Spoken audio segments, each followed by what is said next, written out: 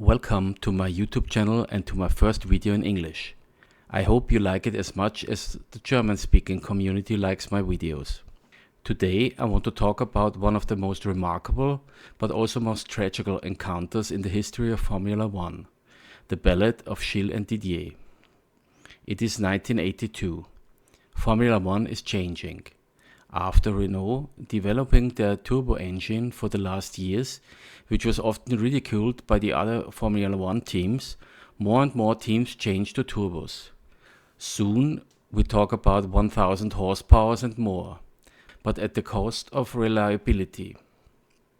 A turbo engine which bursts into flames during a race is a common sight, and that leaves some chances for the naturally aspirated engines in the field. The Italian Ferrari-Team already switched to turbos last year, and they seem to have the turbo under control. In addition, the two drivers are experienced and fast enough to get the title for Ferrari this year. The 32-year-old Canadian Gilles Villeneuve already has his fifth season at Ferrari, and with his spectacular driving style, he is the star not only of the Tifosi, but also of the Commentatore Enzo Ferrari. In 1979, in only his second full Formula One year, Villeneuve has a chance for the title.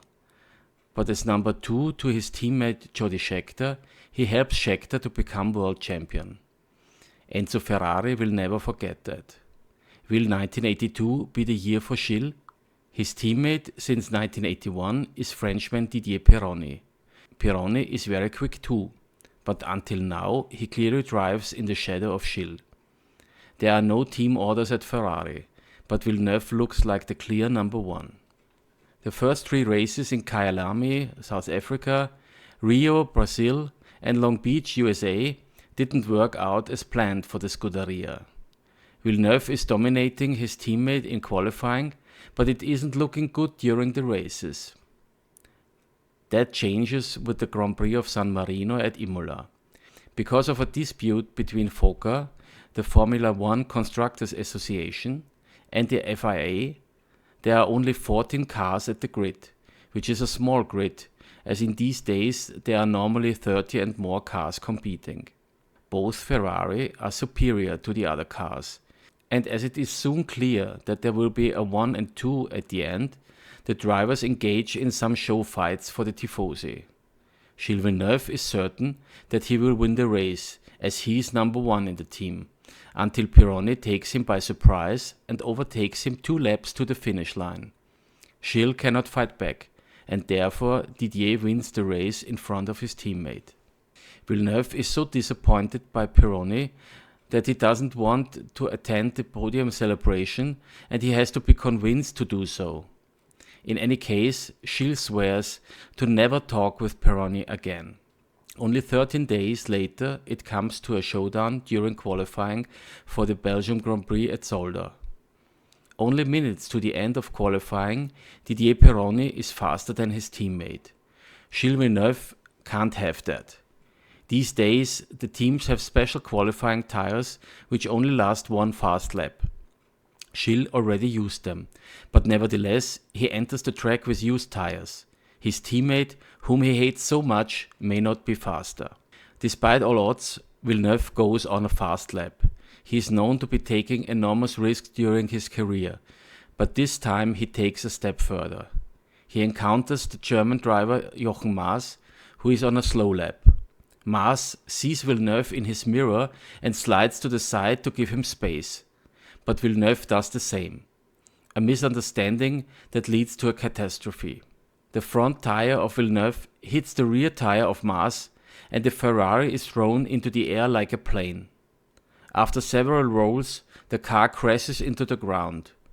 Gilles, with his seat, is thrown out of the car into a pole, where he breaks his neck. The marshals surprisingly can feel a pulse, but it's too late. Villeneuve dies on the way to the hospital.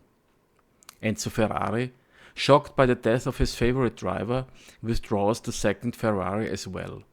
During the next races, Pironi is the dominant driver, championship leader, and he looks like the new world champion, until destiny strikes again at the German Grand Prix at Hockenheim. Practice is held in heavy rain. Pironi on a fast lap oversees the Renault of Alain Prost. The accident is a copy of Villeneuve's accident. The Ferrari of the Frenchman takes off as well.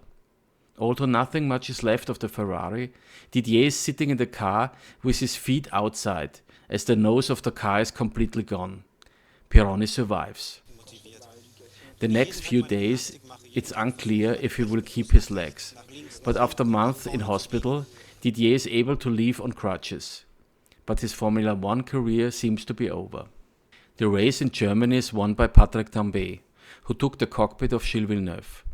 In the end, the championship goes to Keke Rosberg, but Ferrari wins the constructors' title despite all tragedies as the first team with a turbo engine. It takes almost a year until Didier Pironi is able to walk without pain. 1986, he does some testing for the French Formula 1 teams of AGS and Ligier, but there is no comeback for the Frenchman.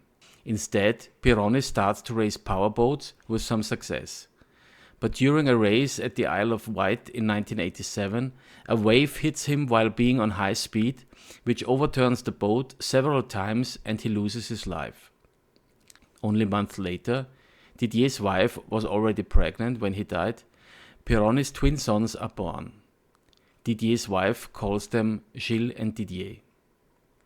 This is one of the many stories which fascinates me besides speed and skill in Formula 1. I hope you all feel the same way.